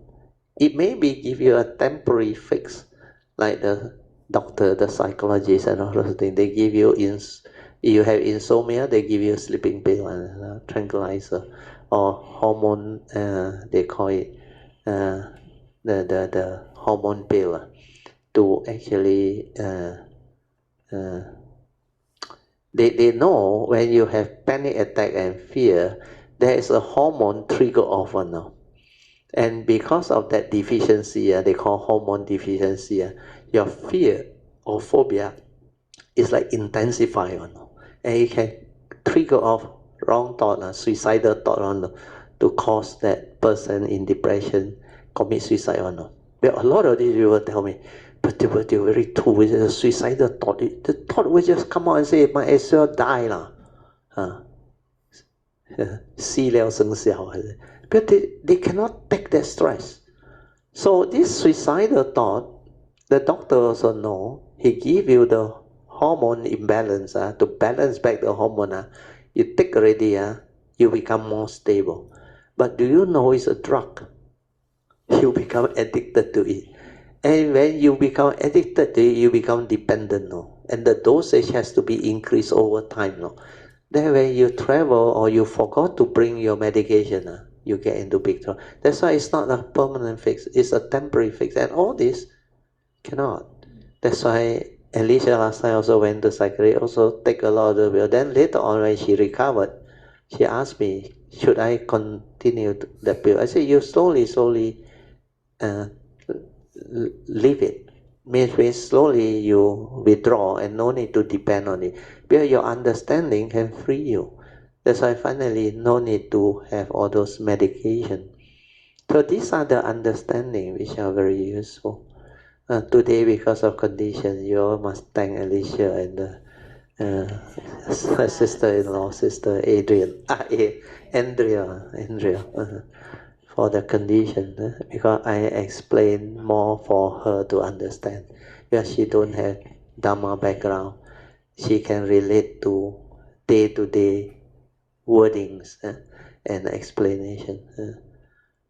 You more or less can understand what I say from your training.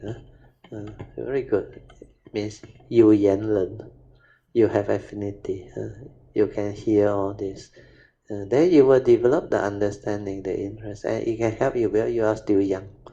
And you can help a lot of people later on. Sadhu to you. No wonder you are close to Alicia. You like to talk to her. Sadhu, very good. That's all. 不然就暂时我讲完了，我 pass 给 Alicia。可以啊。Sadhu. Let us rejoice with the good sharing. Sadhu. Good evening, Brother Teo, Mrs. Teo, and all Kalamita. 感恩 Brother Teo 的 teaching， 我在这里10年。Actually, Brother Teo， 我在这里听你的佛法1年多之后，我就不需要再吃药了。对。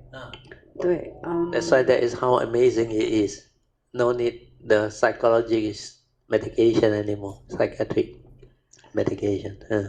其实，我一个做药的朋友跟我说，你能够走出来，其实是一个奇迹。因为那个药是一个dependent的，你不吃它，你会很多的 worry， 会怕，你会那个 how to say the withdrawal syndrome will be very very strong。Very true. 但是through这个佛法的 understanding， 我终于走出来。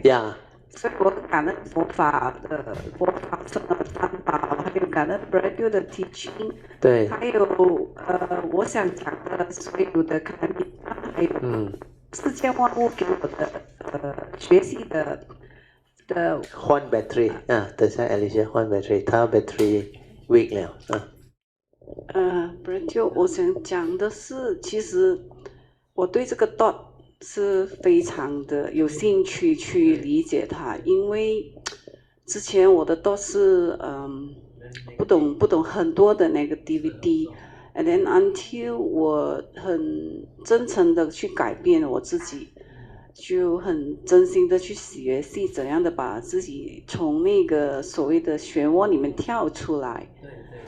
就其实我在我的 cultivation 的过程里面，我听很多的凯拉米达都讲到 thought，他们就好像很排斥这个 thought， 他们就 try to push it away 啊。可是我的想法是，当那个 thought 来的时候，我就想为什么这个 thought not other thought， 然后我就从中的去把它 trace back why this thought。 Yeah. Why not other thought? That one in the early day I used to teach you all.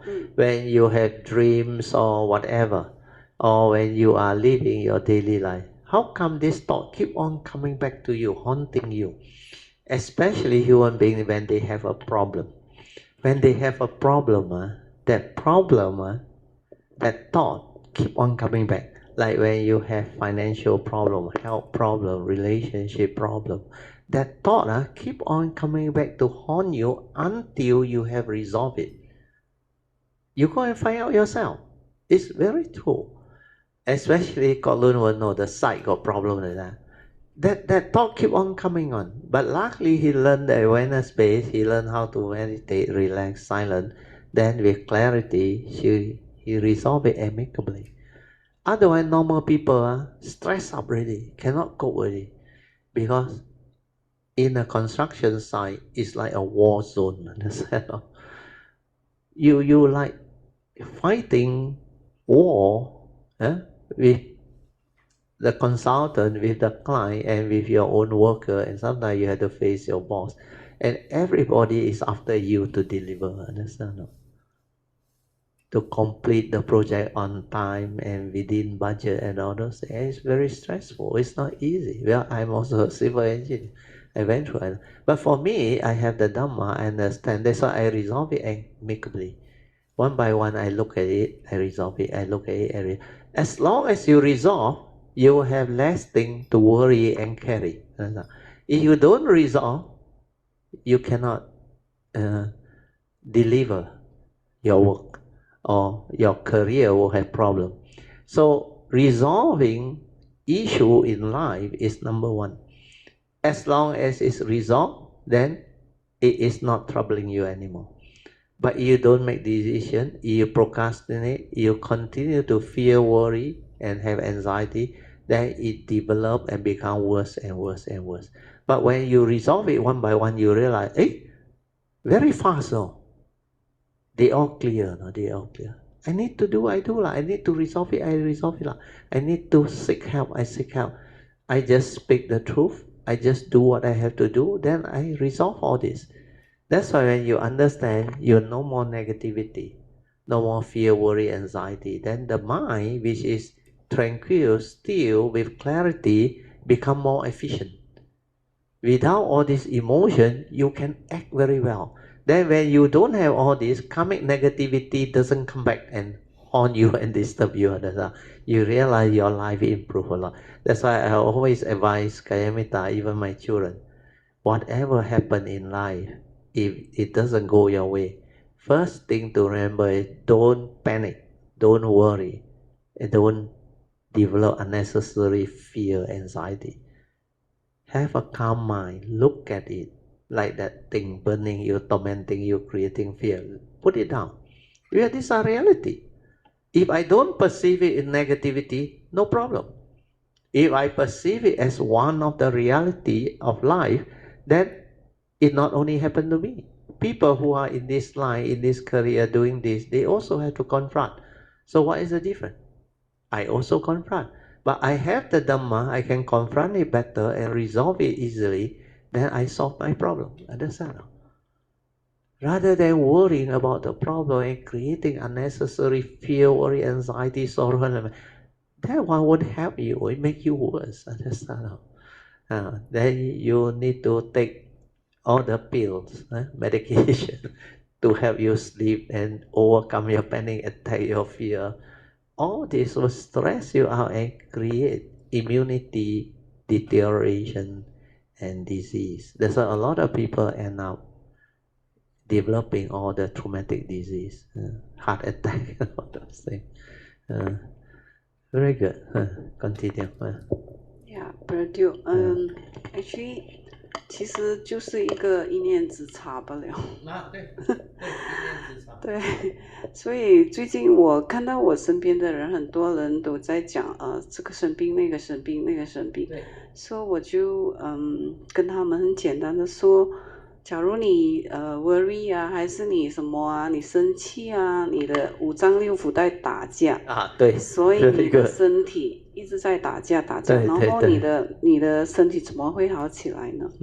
所以其实这个是一个很 simple 的 analogy， 但是要让他们明白实在不容易，因为他们把这个所谓的色身抓得很紧，对，他们不知道所谓的空性，对，他们根本不是 cultivate 这个所谓的空性。我们假如我说那个 dot 只是一个好像一个 bubble 这样一下就没有了，所以arise and pass away。对，在我的 training 里面，我的念头很多，当下我来 Brazil 这边学习的时候，我的念头是从一个这样，那我就跟我自己讲，那么这么多的念头，难道我每一个都要去 entertain 它吗？对，不可能吧？然后他就慢慢build up 那个 space between thought，慢慢我就从中的学习，但是我很多时候听他们讲 awareness， 每天说 awareness 就是 study